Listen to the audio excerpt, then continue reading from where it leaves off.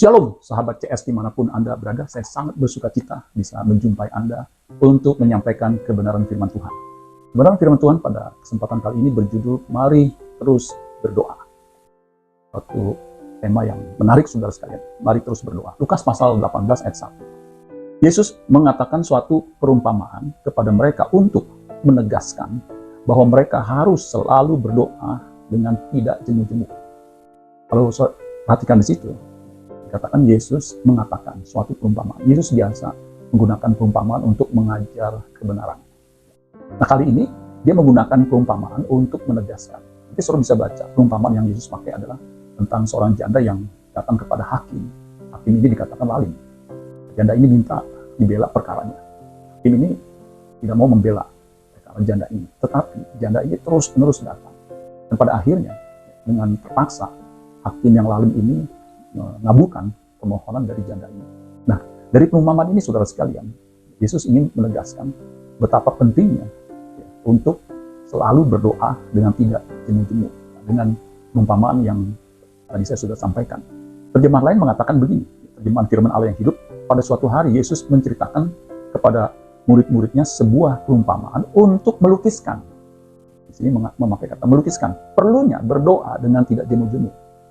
Dan bahwa mereka harus, perhatikan, tekun berdoa sampai ada jawabannya. Jadi, dengan perumpamaan ini Yesus ingin menegaskan, melukiskan bahwa doa itu harus dilakukan dengan tekun sampai ada jawabannya. Ada istilah bahasa Inggris, push, pray until something happen. Berdoa terus sampai sesuatu terjadi. Terjemahan sederhana menerjemahkan untuk ayat ini mengatakan begini. Yesus menyampaikan kepada para muridnya suatu perumpamaan yang menggambarkan betapa pentingnya mereka terus berdoa tidak putus asa. Makanya judul renungan pada kesempatan kali ini, mari terus berdoa. Yesus menggambarkan dengan menggunakan perumpamaan hakim yang lalim itu untuk menegaskan betapa pentingnya bahwa kita harus terus berdoa. Jangan putus asa. Nah, yang menarik kata selalu di situ dari bahasa Yunani pantote. Pantote itu diterjemahkan always atau ya selalu di bahasa Indonesia. Nah, ternyata kata ini ada terdiri dari dua kata, yaitu pas dan hote. Pas dan hote menjadi pantote. Nah, kata pas itu punya dua makna, dua pengertian. Yang pertama secara individually, artinya it's, every, any, all, everyone, everything. Nah, yang menarik jadi secara individually, artinya everyone, siapa saja, secara individually. Kemudian yang kedua pengertian collectively. Secara collectively artinya some of all types. Jadi beberapa tipe. Jadi satu kelompok begitu saudara. Sedangkan hote artinya whenever, kapanpun, ya. While, as long as, ya. Itu hote. Sehingga tepat sekali kalau pantote diterjemahkan always, ya. All the time, begitu saudara sekalian. Jadi dari kata pantote ini kita bisa memahami bahwa secara individu kita harus berdoa, yang kita sebut dengan doa pribadi atau private. Kemudian juga secara corporate, namanya corporate prayer, doa secara kelompok atau secara grup. Dan itu kita harus lakukan dua itu, saudara. Dan ini ditulis di Alkitab. Contohnya Kisah Para Rasul 1 ayat 12 sampai 14. Itu sebelum hari Pentakosta, Yesus memerintahkan para murid untuk tinggal di loteng atas. Dan dikatakan di Kisah Para Rasul 1 ayat 12 sampai 14 dikatakan begini. Ini setelah Yesus memberikan perintah di ayat-ayat sebelumnya agar mereka jangan meninggalkan Yerusalem nanti pencurahan Roh Kudus. Nah, apa yang mereka lakukan? Ayat 12. Maka kembalilah rasul-rasul itu ke Yerusalem dari bukit yang disebut Bukit Zaitun, yang hanya seperjalanan jauhnya, yang hanya seperjalanan sabat jauhnya dari Yerusalem. Setelah mereka tiba di kota Yerusalem, naiklah mereka ke ruang atas, tempat mereka menumpang. Mereka itu ialah disebutkan, ini muridnya semuanya. Petrus dan Yohanes, Yakobus dan Andreas, Filipus dan Thomas, Bartolomeus dan Matius, Yakobus bin Alfius dan Simon orang Zelot, dan Yudas bin Yakobus, bukan Judas Iskariot. Yakobus bin Alfius dan Simon orang Zelot, dan Yudas bin Yakobus yang tadi saya sebutkan. Nah, ayat 14 perhatikan di situ. Mereka semua, yang tadi para murid dan juga tentunya bukan hanya 12 rasul, tapi murid yang lain. Yesus punya murid, ada yang 70 dan selanjutnya. Mereka semua itu bertekun dengan sehati dalam doa bersama. Ini yang disebut dengan corporate prayer.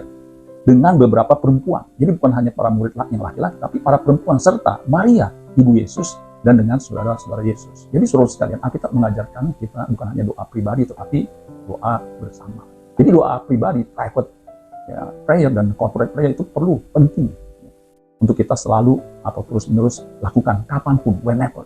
Yesus bukan saja pandai mengajar doa dengan menggunakan perumpamaan, tapi dia juga melakukan doa. Kalau saudara perhatikan di Alkitab, saya punya bukti ayat-ayat yang menunjukkan bahwa Yesus itu doa pribadi dan doa bersama.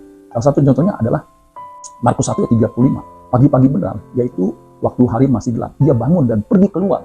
Jadi ini dini hari, saudara. Ia pergi ke tempat sunyi dan perhatikan, berdoa di sana. Kemudian di Matius 14 ayat 23, ini beberapa ayat saja yang saya sudah siapkan, tapi karena waktu ya. Dan setelah orang banyak itu disuruhnya pulang, Yesus naik ke atas bukit untuk berdoa seorang diri. Nah, ini kan private prayer. Ketika hari sudah malam, ia sendirian di situ. Itu jelas ya. Nah, Yesus juga berdoa. Di situ dikatakan di Lukas 6 ayat 12. Pada waktu itu pergilah Yesus ke bukit untuk berdoa semalam-malaman.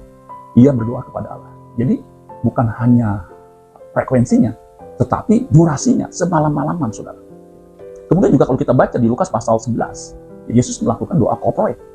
Pada suatu kali Yesus sedang berdoa di salah satu tempat. Tidak disebutkan di salah satu tempat. Ketika ia berhenti berdoa, berkatalah seorang dari murid-muridnya kepadanya. Jadi jelas ini dengan murid-muridnya. Tuhan, ajarlah kami berdoa sama seperti yang diajarkan Yohanes kepada murid-muridnya. Jadi Yesus bukan hanya bisa mengajar, tapi dia praktekkan secara individual, ya, secara private dia berdoa, secara bersama, corporate dia juga berdoa. Jadi Matius 26 ayat 36 dikatakan, maka sampailah Yesus bersama-sama murid-muridnya. Jadi ada kata bersama-sama muridnya ke suatu tempat yang bernama Getsemani. Itu jelas di Matius 26 ayat 36 ini. Lalu ia berkata kepada murid-muridnya, duduklah di sini sementara aku pergi ke sana untuk berdoa. Nah, yang terakhir saudara sekalian, Lukas 22 ayat 39. Lalu pergilah Yesus keluar kota dan perhatikan, sebagaimana biasa ia menuju bukit Zaitun. Sebagaimana biasa berarti biasa, sudah terbiasa. Murid-muridnya juga mengikuti dia. Setelah tiba ayat 40, di tempat itu ia berkata kepada mereka, berdoalah supaya kamu jangan jatuh ke dalam pencobaan. Nah, pertanyaannya seberapa penting doa itu? Tentu jawabannya, kalau pertanyaan seberapa penting, sangat penting. Kalau doa itu sangat vital. Kalau kita tidak melakukannya akan fatal, akan berbahaya saudara sekalian. Pada suatu kali ada sebuah pesawat namanya Helios 552 menuju ke Yunani, menuju ke Ceko. Tapi tiba di Yunani, jadi arahnya ke Ceko, tiba di Yunani, itu pesawat berputar-putar. Karena ternyata ketika berputar-putar disergap atau disamperin oleh pesawat tempur untuk mengetahui apa yang terjadi, kenapa pesawat itu kok nggak maju menuju ke destininya. Saudara, apa yang terjadi? Ternyata pilot, co-pilot, dan seluruh penumpangnya itu sudah tewas. Makanya pesawat dijalankan otomatis, bukan oleh manusia. Selidik punya selidik saudara sekalian, setelah sampai di darat dengan berbagai macam usaha, ada kebocoran di pesawat itu yang menyebabkan oksigen di pesawat itu menipis dan suhu udara menjadi begitu dingin. Akibatnya seluruh yang ada di pesawat itu, pilot maupun penumpangnya tewas karena kehabisan oksigen. Nah, doa itu adalah nafas hidup orang percaya. Kalau tidak berdoa, kita akan mati. Dan doa itu adalah bahan bakar supaya kita bisa memelihara iman kita. Karena di ayat terakhir, di ayat ke-8 dikatakan, aku berkata kepadamu, ia akan segera membenarkan mereka. Akan tetapi jika anak manusia itu datang, adakah ia mendapati iman di bumi? Jadi menurut Yesus, doa itu penting sebagai bahan bakar yang membuat kita bisa bertahan untuk memiliki iman di bumi ini ketika Yesus datang kedua kalinya. Mari kita terus berdoa sampai Tuhan Yesus datang atau sampai maut menjemput kita. Amin buat firman Tuhan. Tuhan Yesus memberkati. Sholat Gracia.